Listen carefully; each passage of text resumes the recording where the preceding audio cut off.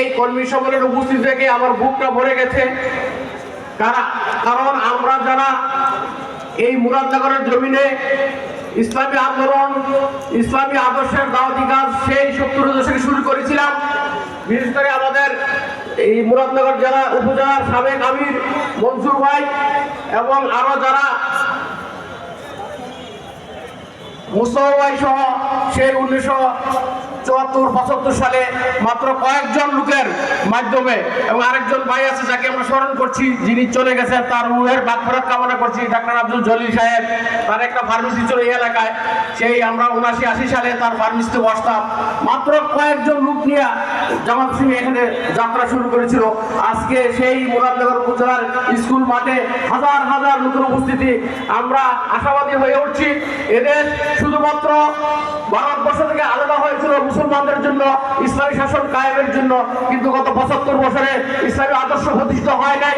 আমরা আশা করি বাংলাদেশ জামাত ইসলামের উদ্যোগে, আপনাদের সক্রিয় সহযোগিতায়, আপনাদের সক্রিয় তৎপরতার মাধ্যমে এদেশে ইসলামী শাসন কায়েম হবে।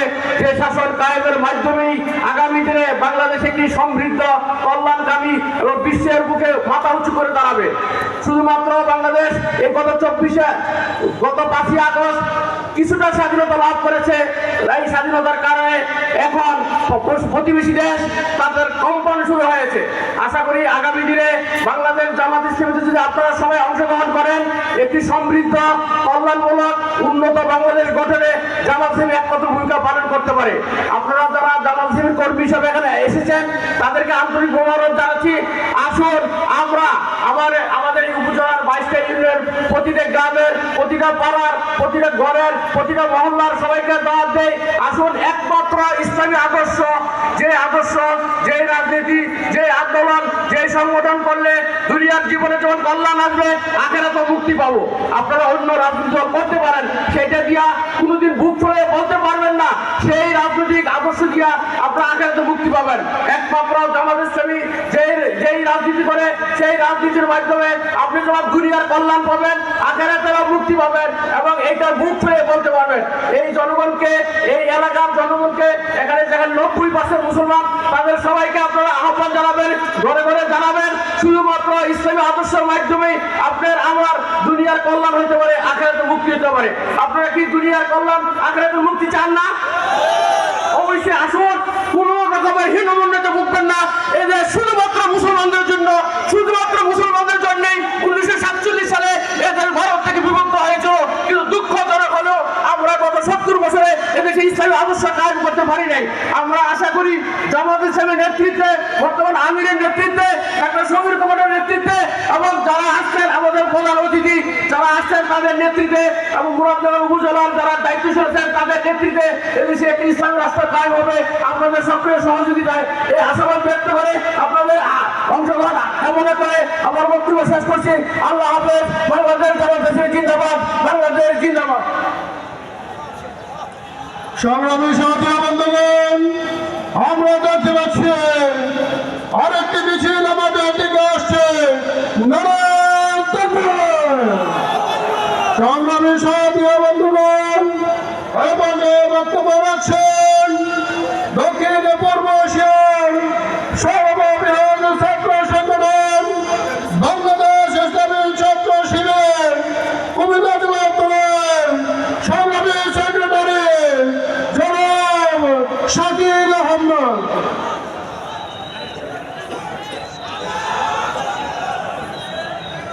أعوذ بالله من الشيطان الرجيم بسم الله الرحمن الرحيم والعاقبة للمتقين الصلاة والسلام على رسوله الكريم।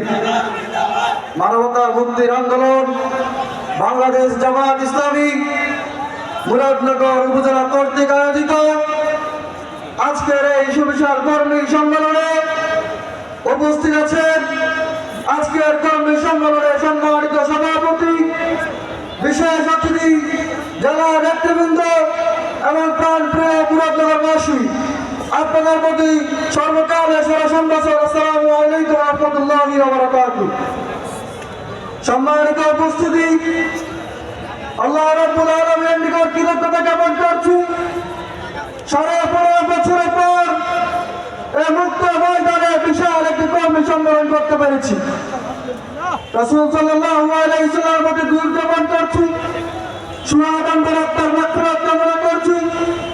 বিশেষ করে বাংলাদেশের দ্বিতীয় স্বাধীনতা আনতে গিয়ে, জুলাই বিপ্লব আনতে গিয়ে যারা শাহাদাত বরণ করেছেন, ওই সমস্ত শাহাদাত বরণের জন্য আমরা আল্লাহ সুবহানাহু ওয়া তাআলার কাছে সর্বোচ্চ মাকাম দান করছি।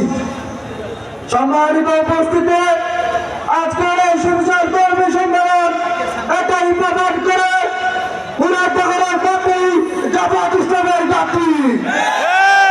সংগ্রামী উপস্থিতি, আপনারা জানেন 1971 সালের স্বাধীনতা পরবর্তী সময়ে শেখ মুজিবুর রহমান ক্ষমতায় এসে এই যে বাকশালের মধ্য দিয়ে এই দেশকে কারাগারে পরিণত করেছিল।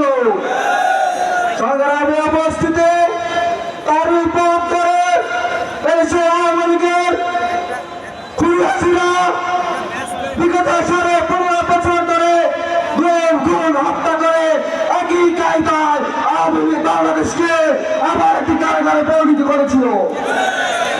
সংগ্রামী উপস্থিতি, আমরা আজকে বলতে চাই, বাংলাদেশের মধ্যে যদি কোনো রাজনৈতিক দল সন্ত্রাসী দল থাকে, সেই সন্ত্রাসী দল হচ্ছে আওয়ামী লীগ সরকার।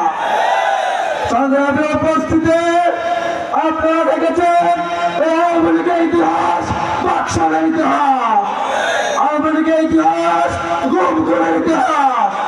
এই আওয়ামী লীগ সরকার যতবার নিজের ক্ষমতায় এসেছে তারা শাসনের নামে তারা শোষণ করেছে। সংগ্রামে উপস্থিতি, আমরা দেখেছি তারা ব্যাংলোর করে কারাগারে অপরাধী করেছে। সংগ্রামে উপস্থিতি, এই আওয়ামী দুঃশাসন সরকার গত 15 বছরে এই দেশের শিক্ষা ব্যবস্থা থেকে ধ্বংস করে এই দেশকে একটি বেরোজগার জাতি পরিণত করার অপরিকল্পনা করেছিল। সংগ্রামী উপস্থিতি, এই দেশের শিক্ষা প্রতিষ্ঠানগুলোকে তারা মাদকে আর রাষ্ট্রের যন্ত্রণা দিতে স্বর্গরাজ্যে পরিণত করেছে। এদেশের ছাত্র সমাজের উপরে কলমের পরিবর্তে তারা ছাত্র সমাজের হাতে অস্ত্র তুলে দিয়েছিল। আমরা বলতে চাই, আর এই বাংলাদেশে কোন রকমের ষড়যন্ত্র চলবে না।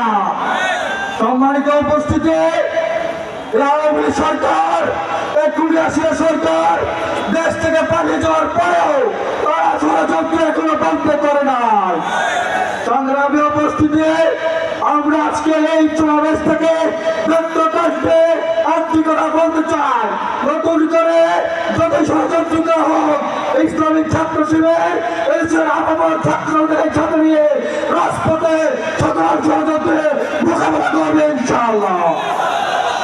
সংগ্রামী উপস্থিতি, আগামী দিনে সাম্য শান্তি মানবে একটি বাংলাদেশ গঠন করার প্রত্যয় নিয়ে বাংলাদেশ জামাত ইসলামের হাতকে শক্তিশালী করার আহ্বান রেখে আজকের এই বক্তব্য এখানে শেষ করছি। আসসালামু আলাইকুম। বাংলাদেশ জিন্দাবাদ, ইসলামিক ছাত্র শিবির জিন্দাবাদ।